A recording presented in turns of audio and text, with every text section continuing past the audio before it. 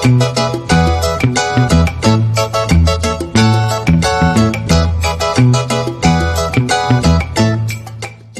आदाब, सत श्री अकाल दोस्तों। परदेसी फ्लाइट पर आपका बहुत बहुत स्वागत है। दोस्तों, आप सबको पता है कि कोरोना वायरस की दूसरी लहर ने पूरे हिंदुस्तान को अपने चपेट में ले रखा है और हर रोज 4 लाख से ऊपर नए केस आ रहे हैं, जिसकी वजह से दुनिया के कई सारे देशों ने भारत की फ्लाइट को बंद करने का फैसला किया है। खासकर अगर हम गल्फ देशों की बात करें तो सऊदी अरब ने शुरू से ही भारत की फ्लाइट को बंद कर रखा है। इसके अलावा ओमान ने भी भारत की फ्लाइट को बंद कर रखा है, कुवैत ने भी भारत की फ्लाइट को बंद कर रखा है, यहाँ तक कि यूएई, संयुक्त अरब अमीरात, दुबई ने भी भारत की फ्लाइट पर अनिश्चित काल के लिए पाबंदी लगा दी है। अब कोई डेट ही नहीं बताई है कि फ्लाइट कब ओपन होगी, जिसकी वजह से इन देशों में काम करने वाले भारतीयों को बहुत सारी दिक्कतों का सामना करना पड़ रहा है। इसी दरमियान बहुत सारे लोगों की नौकरी जा चुकी है। बहुत सारे लोगों को डर है कि अगर वो अपने कंपनी में या अपने कपिल के पास वापस नहीं पहुंचते हैं तो कहीं उनकी नौकरी न चली जाए। इसके अलावा जो बिजनेसमैन है, खासतौर पर दुबई में, और वो इंडिया में फंसे हुए हैं, अभी नहीं जा पाए हैं, तो उनको भी एक डर है कहीं उनका काम धाम, उनका बिजनेस चौपट ना हो जाए, वो प्रभावित ना हो। एक खबर इसी तरीके से आई है। एक भारतीय बिजनेसमैन है जिनका नाम पीडी श्यामलन है, जो कि मैनेजिंग डायरेक्टर है अल रास ग्रुप के, जिसका हेडक्वार्टर शारजा में है। ये बिजनेसमैन भारत के केरल के रहने वाले हैं। लगभग 40 सालों से दुबई में रहते हैं। इनका अपना बिजनेस है।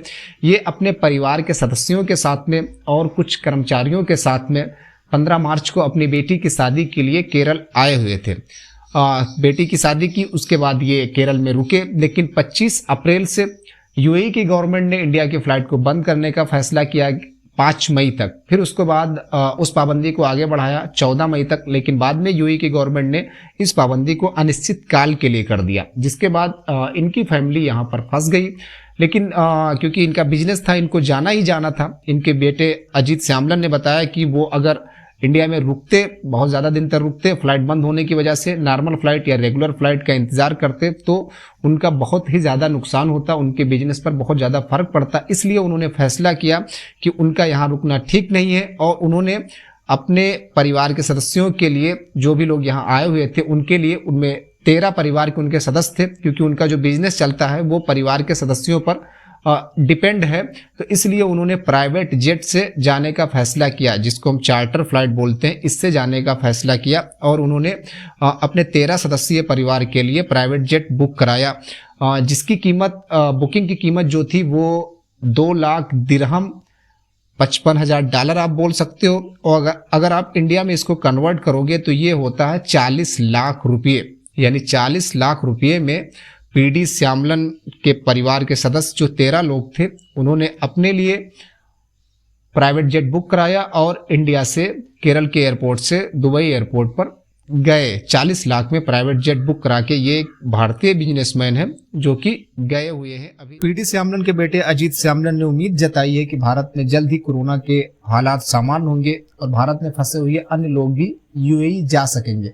इसके अलावा पीडी श्यामलन के परिवार के लिए प्राइवेट जेट की व्यवस्था करने वाले स्मार्ट ट्रेवल के मैनेजिंग डायरेक्टर आफी अहमद ने बताया कि इस समय प्राइवेट जेट की मांग बहुत ज़्यादा है यूएई के लिए, और क्योंकि इस समय यूएई की हुकूमत ने केवल 35 सीट के पैसेंजर वाले प्राइवेट जेट की ही मंजूरी दे रखी है, जिसमें 19 पैसेंजर ही जा सकते हैं। और उन्होंने बताया कि यूएई गवर्नमेंट से मांग की गई है कि 50 पैसेंजर वाले प्राइवेट जेट की मंजूरी दी जाए, जिससे अधिक से अधिक लोग एक समय में जा सके। तो ये बात हुई उन लोगों की जो लोग अमीर लोग हैं, पैसे वाले हैं, बिजनेसमैन हैं, जो अपने लिए 40 लाख, 50 लाख, 60 लाख खर्च करके पूरी प्राइवेट जेट बुक कर सकते हैं।